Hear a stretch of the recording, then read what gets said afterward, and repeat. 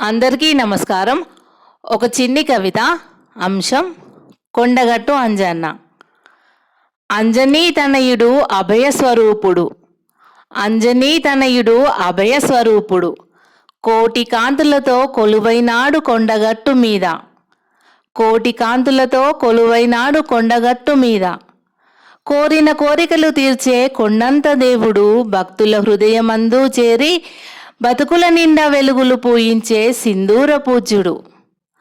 జగమేలు జగదేక వీరుడైన, జగమేలు జగదేక వీరుడైన వాడవాడలందు వెలిసిన వజ్రకాయుడు, పుడమినందు మెరియు వాయునందనుడుగా అవతార పురుషుడికి నమ్మిన బంటు.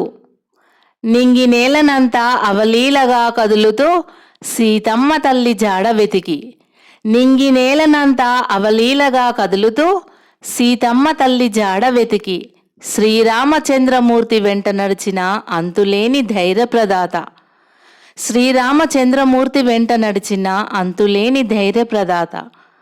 రామరావణ యుద్ధాన, రామరావణ యుద్ధాన మూర్చిల్లిన సౌముత్రి కొరకు సంజీవిని పర్వతం పెకిలించి తెచ్చిన అతి బలవంతుడు. కాలమెంతో కరిగిపోగా, కాలమెంతో కరిగిపోగా కోరంద పొదల చాటునున్న స్వామి కలలో ఇలలో పశుకాపరికి దర్శనమిచ్చిన అభయహస్తుడు. నాటి సంజీవని పర్వత శకలమే నేటి కొండగట్టుగా కోటొక్క భక్తుల నిలయమై సిరి సంపదలతో తులతూగుతున్న మహిమాన్విత పర్వత దివ్యక్షేత్రం.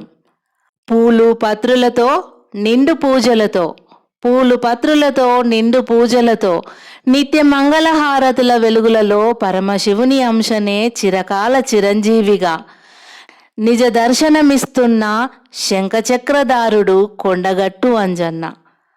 అంజనీ తనయుడు అభయస్వరూపుడు, కోటి కాంతులతో కొలువైనాడు కొండగట్టు మీద.